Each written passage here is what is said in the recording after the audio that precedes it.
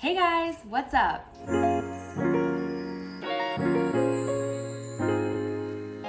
Okay, so we're back for another video today. I randomly felt the urge to cut this Cebu Blue, so I figured I'd film it and show you guys how I propagate. So I was going to cut this when I repot it. If you follow me on Instagram, I will have that linked, I don't know, somewhere. If you follow me on Instagram, you know that I got this Cebu Blue, or maybe I don't know. I can't remember if I shared it on Instagram or not, but I got the Cebu Blue from someone from a local plant page from Milwaukee, and she so generously, I was like, I want a big pot of Cebu Blue, and she's like, oh my God, please take mine. So I did. And now I have this baby. I also just recently got a 4-inch pot of Cebu Blue from another local small shop in Milwaukee, and I plan to pot that one up with this one, and I was going to cut this off when I did that, but I'm actually just gonna do it now because I felt like doing it. So I usually do propagations either in water or sphagnum moss. I find that sphagnum moss prevents root rot, or I guess just rot in general, a little bit better than water does. Sometimes water just gets kind of slimy and disgusting and doesn't work for me. So just depends on the plant or whatever I'm doing, but I have some sphagnum moss here. I got this a long time ago. I find that sphagnum moss never, is that a leaf in there? Okay. I find that sphagnum moss actually doesn't really go bad because it's not technically living in this form. So I just have a Tupperware. This is what I use when repotting. I'm sure you guys have seen it in other videos. I'm gonna put some sphagnum moss into the water. Is sphagnum moss hard for anyone else to say? Because I don't know, I just can't say it. Also, I'm sorry, I might be looking at the camera or my phone weird because I have a new setup. I got a ring light that has a phone mount in it. So we're trying that because I'm in my kitchen and it's kind of dark. So I'm not really sure how it's going to turn out. I'm also pretty afraid it's going to fall over. I actually have a book sitting in the bottom of the tripod because it was leaning forward. So that's what I'm looking at. No need for you guys to see. But yes, I'm gonna put the sphagnum moss into this thing and soak it in the water. It's pretty dry. Here's that leaf that I saw. That's nice. Bye-bye. I'm not really sure. I have this from a long time ago when I used to propagate a lot. I have this Tupperware that I smashed a bunch of holes in the top of the plastic. So I'm just gonna use this. I'm actually gonna rinse this out. This is kind of gross. One moment, please. So like I was saying, I have this container. I showed you the top of it, which is now drying on the drying rack, but I used to do a lot of propagations and I did pretty much exclusively in sphagnum moss just because it worked the best for me. So it's what I know, it's what I'm gonna stick to. Also, do you see my dress? It's an anthropology dress that I got at Divine Consign for very much less than you would normally get at the Anthropology. So that was a win. All right, so I'm just going to moisten this sphagnum moss. I think I've said that 6 times, so if you didn't already know what I was doing, that's what I'm doing. I like to get it wet, but not sopping wet. So usually what I'll do is get it wet, and then I'll squeeze it, like wringing it out like a wet paper towel. And I'll get a lot of the water out, and then just put it in the bottom of whatever container I'm using. So that's not enough. I need a little more. This sphagnum moss that oh, there's another leaf. Okay. This sphagnum moss I'm using is falling apart because it's so dry. So it's like ripping into small pieces, and look at my hand. There's sphagnum moss, just pieces all over my hand. It drives me nuts. It feels weird, which I think is, oh my God. This is like a piece of a pine tree. Is this from my Nordic folk pine that I killed? It just poked me. As you can tell, I have not used my sphagnum moss in a long time. I don't know what this is. It looks like some roots. That's goodbye. Okay, so I think that this will be enough. Delicious. So yeah, you just want it to be basically damp, but I like to completely moisten it and then wring it out to ensure that it's fully damp. So I'm going to rinse my hands. It's funny because I'm recording this video, but I haven't even edited or posted the last video I recorded, which was my houseplant tour. So if you're seeing this, I am assuming you've already seen the houseplant tour because I'm planning to post that one before this one. So hello. When taking propagations and taking a cut, I usually decide where I want to cut first and I'm gonna cut above this leaf. So I usually like to leave, can you see what I'm doing? So basically this long vine is a stem, and off the stem there are petioles, which is like the stem of the leaf, but it's called a petiole. So you have your petiole and then you have your leaves.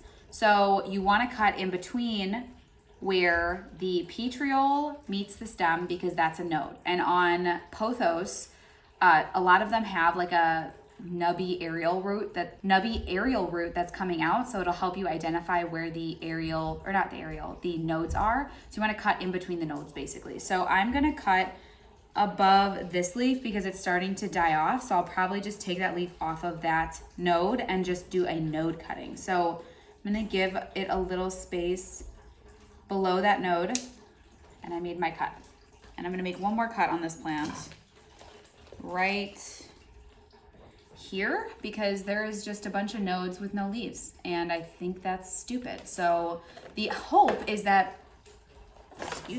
the hope when you do a cut like that, like I just did here, is that a growth point will come out of this node. So it has an aerial root, and a lot of times it's also, oh yeah, this definitely has an active auxiliary bud on it. You can actually see it, let me show you. So do you see how there's the leaf right here? This is like an aerial root, and then in between that there's this little brown spot. That is an auxiliary node. So the idea is that it will grow a new vine out of the auxiliary node. So that's what you hope when you do these cuts. So if you have a pothos or other vining plant that is getting no leaves on the nodes, you could cut it and potentially propagate the pieces that have no leaves to have a whole new plant. That's usually what people do. So I'm gonna cut this one right after the last leaf. Okay, and now I'm gonna put the plant aside. And I only have 2 vines, so it's not gonna be a ton of cuttings, but this would be enough, like if they all root, assuming, it would be a cute little plant. So for this one, this leaf is fine, so I'm gonna leave the leaf on here. And you wanna just cut like halfway between, because then it leaves like almost an inch on each side of where you're cutting. Because you don't wanna cut, like you can see here, this was already previously cut. It is so close to this leaf, and it just gives it a harder, I don't know why actually. I don't know, that's what Harley G told me to do, so that's what I do. This is how she propagates too.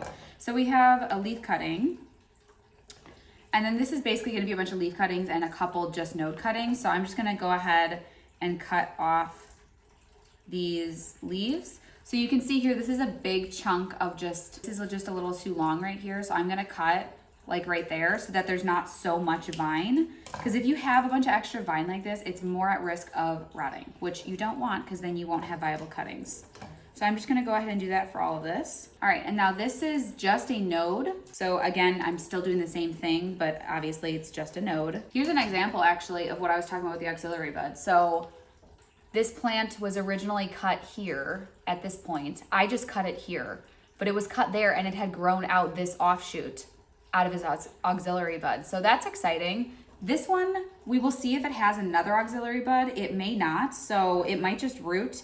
I'm assuming, I don't know, I've never actually tried that, so it may or may not, I don't know. I guess we will see. I also recommend if there is like a little piece of brown, piece of like leaf, I think it's called a leaf sheath, which is like what the leaf comes out of. I would take that off because it can promote root rot. So if you have any of that on any of them, try to take that off as gently as you can without damaging the plant. All right, so these are my cuttings. Got some leaf cuttings, and then I have just plain node cuttings. So basically what I'm gonna do for these is just throw them on top of the sphagnum moss, and then these ones I will try to kind of burrow down this area into the moss. So I will show you what I mean by that. So basically I just like push one side in and then I swoop the other side in, and then it's kind of in the soil. So I just got to make sure all of these are in here because I'm going to close this container. You just basically want the moss touching the node so that there's moisture by hopefully where a root will come out. So it'll root. My hope is that if you follow me on, or if you watched my houseplant tour, you saw that I have some philodendron Brazil cuttings going right now in sphagnum moss. So I have not touched that thing. Sorry, my cat is in the background freaking out. I have not touched that thing or opened it or anything, but the idea, or what I would prefer, is that it has roots in addition to new growth started, because that would tell me that it's mature enough to go into soil. Usually it won't put out a new growth point until it has developed enough roots to support that new growth point. And this doesn't seem like a lot. Like, some people when they cut their plants will like chop the hell out of them, but I personally don't like doing that because I still want this baby to be really full and beautiful. This is still plenty of cuttings. Like, I can make a full plant out of this once it roots. So now I'm just going to drop the rest of these 3 nodes in here. If you see an aerial root, I would recommend kind of putting that toward the sphagnum moss so it has more of a chance to actually root, because it'll be like really touching it. And yeah, there you go. It doesn't look like much, but I got all of my cuttings in there, and I think hopefully it'll do something. I was gonna say I think it's really cute, but it's not. It's just a Tupperware with cuttings. All right, so I always put holes, or I try, if I don't have holes in whatever container I'm using, I will leave it a little loose so that there is airflow, or not necessarily airflow, but there's new air getting into the container. You don't want to like suffocate them, because plants do need CO2 from the air, and they release oxygen. So if they can't get CO2, they will die. I don't know if I explained that right. I mean, I have a biology degree, but honestly, I think it went to shit. So if you know, please comment below. Otherwise, that's kind of it for this video. So we got our prop container. I'm just going to put it in a indirectly bright place in my apartment, and hopefully in a month or so, or a few weeks, or however long it takes, we will have a new Cebu Blue, or I can pot it into there, or whatever it may be. Why don't you guys comment below the things that you like to propagate and how you like to propagate? I've also heard some people use coco coir. I've never tried that, but I've heard it's similar to sphagnum moss. I don't know. So yeah, let me know what you guys do in the comments. Tell me your favorite plants to propagate, and that's kind of it. Thank you guys for watching, and if you don't follow me on Instagram, I post a lot more plant stuff on a more consistent basis. It's not every day, but I do it whenever I feel inclined to, because this is a hobby for me and I want to enjoy it and make sure I'm not making it like something I have to do, but something that I want to do, and that's why I'm doing it. So yeah, follow me on Instagram. Like this video if you liked it, dislike it if you disliked it, subscribe if you want to see more. See you guys next time. Bye. Peace.